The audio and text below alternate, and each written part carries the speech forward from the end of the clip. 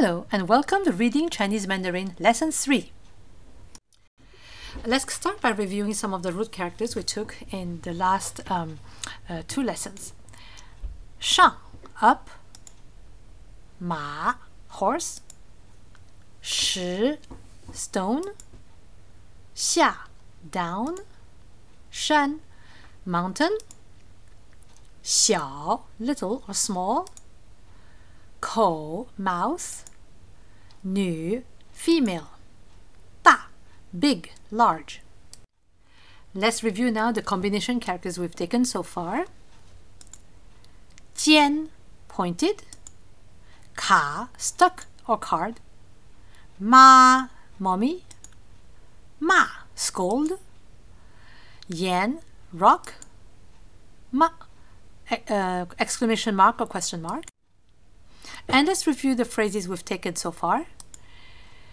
A preposition comes after the noun, as in shan shang, on the mountain. The verb comes before the noun, as in shang shan, go up the mountain. Adjective comes before the noun, as in da shan. If it comes after the noun, you omit the verb to be, as in shan da. And if you have a question, you add ma to the statement. So let's start with a new root character. What do you think this is, or what do you think it means? And this is how the ancient people represented it by carving it onto some piece of leather or rock or tortoise shell. Yes, it shows the, let me have a laser pointer here, okay? So it shows a round thing and something shining in the middle. That's the sun. So they drew the sun, and eventually it became more stylized with corners and all that. So it became like a sort of, I would say a square, but it's squeezed on the side, so it becomes more like a rectangle. And the dot here has changed to a horizontal line, and we pronounce this ri. The R here is a bit like the English R. It's a R sound, but closer to the J sound than the R sound. So it's like r, like that. And it's the fourth tone. And what does it mean? As we said, it means the sun. By extension, one cycle of the sun, I don't mean the sun really cycling, but to the man on earth observing the sun, it would be actually one cycle, meaning one day. All right? Let's look at this. Now remember what we said before, whenever we repeat something, it means a lot of that thing. So when we repeat a sun and a sun and a sun, what do you think that means? Lots of little suns? Strange, no? No, it isn't lots of little suns. It is actually looking as if there are lots of little suns shining, little shining things together. It's crystal. So we pronounce this jing, jing, and then it means crystal. And by extension, it means to glitter, to sparkle like crystals. Okay, this word means moon, as you can tell, and is pronounced yue, moon. Now, one cycle of the moon is, as you all can guess, a month. All right, yue. Two moons together. This is again, like we say, a false brother, or it looks as if it is two moons together, but it isn't really. Way back, the ancient people wrote it like that. Look at that. Does it look like two moons? No. What was it? Remember, in the old days, they did use shells as money, as coins, as currency, and they would string them onto strings. And if you had two strings of shells, it was called a peng. So this was a peng, and eventually this got written up this way. Now, we would say, why make it look like moon, moon? Well, just similarly, just like, remember when we took shi, the rock, the stone, and it had a kou down there? Well, they didn't mean at all mouth or anything to do with gaps or mouths or holes. They just meant they were going to draw a big square or a big mass, and it became stylized as a square. Think about it. If you draw a stick figure today, how would you draw the head? Circle, right? You would not think of putting a triangle or a trapezoid or a diamond or anything like that. No, you always would put a circle, because I mean, look at anybody's head. Does any of our heads look like a circle to you? No. Even a triangle or rectangle would be closer to the actual head shape. But people draw circles because it became like a little icon, like a little stylized representation or symbol of the head. Okay, so similarly, the earliest words and the earliest characters like ko, like yue, like ri, became like little symbols or icons that you keep using when you form new words. So when they were going to form this new word, one peng of money, they wrote it up this way. And since they wanted to use to choose a character to represent the sound of peng, meaning friend, well, this is really interesting. If you look up ancient dictionaries, they tell you that a peng is when one or two very trustworthy people become very close together, start liking each other and become close together. So think about it.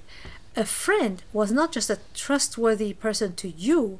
In other words, you trust your friend trusts you, but they were trustworthy people in general.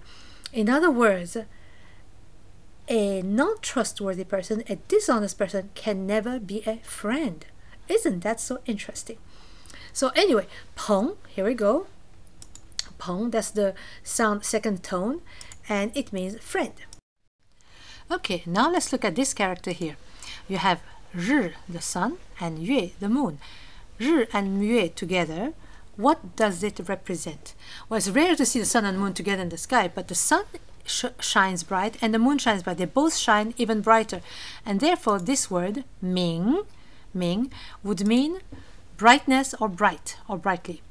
And by the way, there is one dynasty, the one that ruled right before the last one, and around from the 1500s to the 1600s, that was the Ming dynasty, and it's exactly this Ming over here, the bright dynasty. Okay, what about this word here? You can see that it has like branches and a trunk going all the way down, and if this were a fir tree, you'd have also the leaves growing all the way down here. This word is read mu, fourth tone, mu, and it means tree. By extension, it also means wood, since we cut down trees to use their trunk to make wood. I mean, to make wooden things.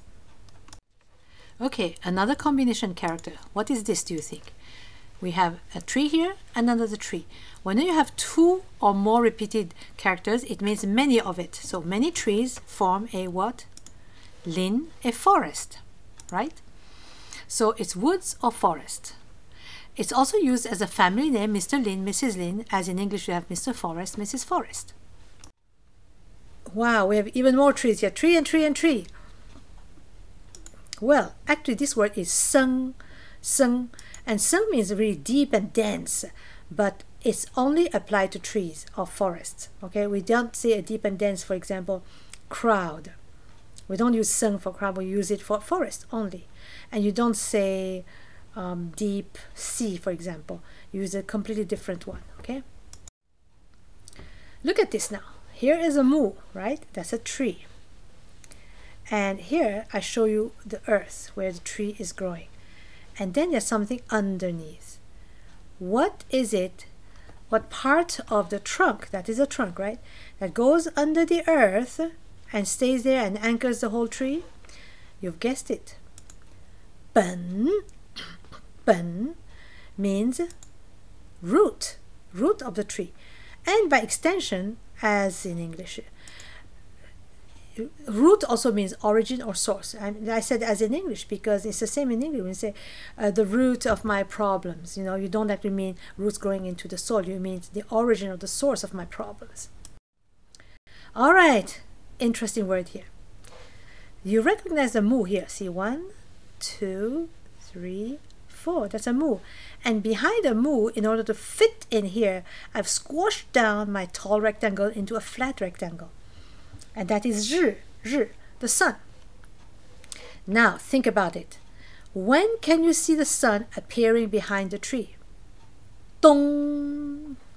I purposely did that, right? So it sounds like dong, a bell just rang.